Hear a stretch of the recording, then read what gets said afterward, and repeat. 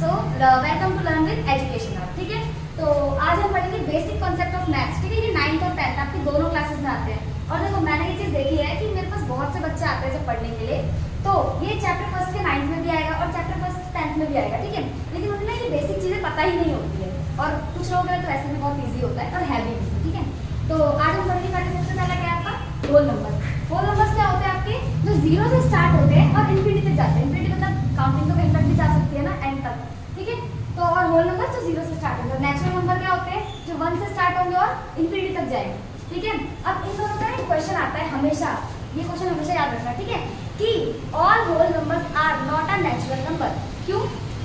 ये देखो whole number आप लोगों के कहाँ से स्टार्ट हो रहे हैं, 0 से स्टार्ट हो रहे हैं, ठीक है। और नेचुरल नंबर कहाँ से स्टार्ट होते हैं, 1 से स्टार्ट होते हैं, ठीक है। तो क्या ये सारे के सारे होल नंबर नेचुरल नंबर हो सकते हैं? नहीं हो सकते, पॉसिबल ही नहीं है, ठीक है। और यही क्वेश्चन आ सकता है कि क्या all natural numbers are whole number, तो ये हो सकता है। क्यों? क्योंकि देखो होल नंबर में 1 से तो स्टार्टिंग होती है ना, और नेचुरल नंबर कहाँ से स्टार्ट हो रहे हैं, 1 से स्टार्ट हो रहे हैं, ठीक है। तो ये पॉसिबल है और ये क्वेश्चन आ सकता है आपके एमसीक्यू में, ठीक है, एग्जाम्स में।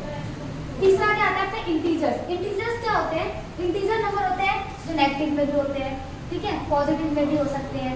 ऐसे नंबर जिनको आप नंबर लाइन के ऊपर शो कर सकते हो, ठीक है, वो होते हैं आपके इंटीजर नंबर। नंबर लाइन तो आप लोगों ने कई बार बनाया होगा, बचपन से बनाते ही आ रहे हैं, 6 क्लास से शायद स्टार्ट कर देते हैं इंटीजर्स को, ठीक है। तो इंटीजर वो होते हैं जो आपके इस पे नंबर लाइन पर शो कर सकते हैं, वो होता है आपके इंटीजर नंबर, ठीक है।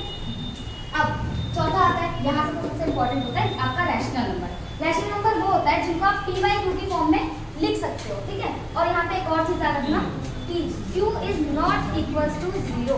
इसका मतलब क्या है, इसका मतलब ये होता है, मान लो कोई नंबर लाइक ये वाला है, जैसे ऐसे 2, ये 2 है, ऐसा मत कहना कि p/q की फॉर्म में नहीं है, ठीक है, क्योंकि 2 के तो आप 1 मान सकते हो, है ना। तो ये हो गया ना p/q की फॉर्म में। अब ये नंबर आपका पॉसिबल है, ये नंबर आपका पॉसिबल होगा, ठीक है, 0/2, लेकिन ये कभी पॉसिबल नहीं हो सकता। क्यों? क्योंकि q is not equals to 0, ठीक है। इसके अपॉन में 0 कभी भी नहीं आएगा, 0 ऊपर आ सकता है पर नीचे नहीं आ सकता है, ठीक है।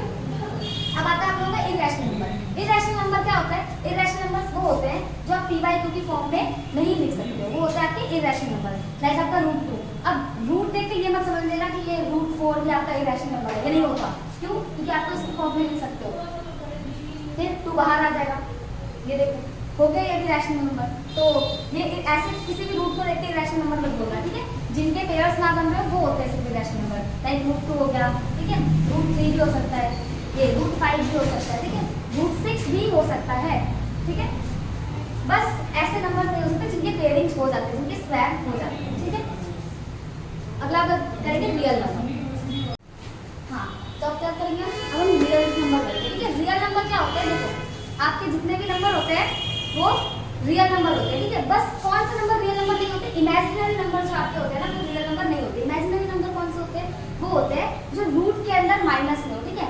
ये रूट देख के मत बोलना आप लोग कि ये रियल नंबर नहीं है, ठीक है, ये इसको मत बोल देना रियल नंबर नहीं होता, ठीक है। ये इरेशनल होता है पर रियल नंबर होता है, ठीक है। ये क्योंकि रियल नंबर में आपके integers, rational, irrational, natural, whole सारे के सारे नंबर्स आते हैं, ठीक है। बस इनको छोड़िए, इनको याद रख लेना कि जो रूट के अंदर माइनस में नंबर होंगे वो रियल नंबर नहीं होंगे, ठीक है। अब हम आते हैं टर्मिनेटिंग नंबर पे। टर्मिनेटिंग नंबर का क्या होता है, टर्मिनेटिंग का मतलब क्या होता है, टर्मिनेटिंग का मतलब होता है रुक जाना, ठीक है। कोई भी चीज टर्मिनेट होना मतलब रुक जाना। तो ऐसे नंबर्स जो रुक जाए, लाइक आपका एग्जाम्पल होगा ये, ठीक है। जब हम इसको डिवाइड करेंगे तो डिवाइड तो खत्म हो जाएगा ना, देखो 5 बार में आता है ये, ठीक है। तो ये नंबर यहाँ पे टर्मिनेट हो गया, रुक गया, ठीक है। तो इसको हम कहेंगे टर्मिनेटिंग नंबर। अब टर्मिनेटिंग रिपीटिंग का मतलब क्या होता है, ऐसे नंबर जो रुक तो गए और साथ में लेकिन वो रिपीट भी हुए, ठीक है। लाइक आपका ये वाला एग्जांपल हो गया, ये टर्मिनेटिंग भी है और रिपीटिंग भी है, ठीक है। तो इसलिए इसको टर्मिनेटिंग रिपीटिंग नंबर बोलते हैं। अब टर्मिनेटिंग नॉन रिपीटिंग नंबर्स कौन से होते हैं, जो टर्मिनेट तो हुए पर रिपीट नहीं हुए। जैसे यहाँ पे आपको एग्जांपल दिया है 9/3 का, तो इसको करके देख लो आप लोग, देखो, ठीक है। 3 के अंदर 9 आता है 3 बार में, ये, ठीक है। अब देखो ये यहाँ पे टर्मिनेट भी हो गया, अब रिपीट भी नहीं हुआ, नहीं रिपीट हुआ है, दूसरा आपको नहीं हुआ, ठीक है। तो ये टर्मिनेटिंग नॉन रिपीटिंग नंबर कहलाते हैं। अब हम आते हैं नॉन टर्मिनेटिंग नंबर। यहाँ पे इसके नाम से ही पता लग रहा है नॉन टर्मिनेटिंग। नॉन टर्मिनेटिंग ये रुकेगा ही नहीं, ठीक है, ये चलता रहेगा कंटिन्यूअसली।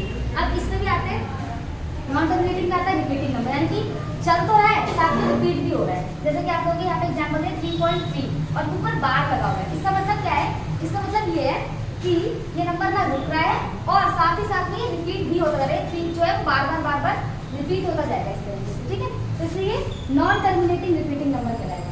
अब नॉन टर्मिनेटिंग नॉन रिपीटिंग, इसका मतलब कि आप लोगों को इसके नाम से ही पता लग रहा होगा, यानी कि ये रुकेगा भी नहीं और रिपीट भी नहीं होगा। जैसे कि आप लोगों को यहाँ पे एग्जाम्पल दिया है, तो यहाँ पे कोई भी नंबर आपको रिपीट होता हुआ दिख रहा है, नहीं हो रहा, लेकिन ये डॉट डॉट आपको क्या शो कर रहा है, इसका मतलब ये है कि ये नॉन टर्मिनेटिव है, ये आगे तक डिवाइड होगा, बस रिपीट नहीं होगा, ठीक है। आज के लिए अभी इतना ही काफ़ी है, बाकी अगले क्लास में करते हैं।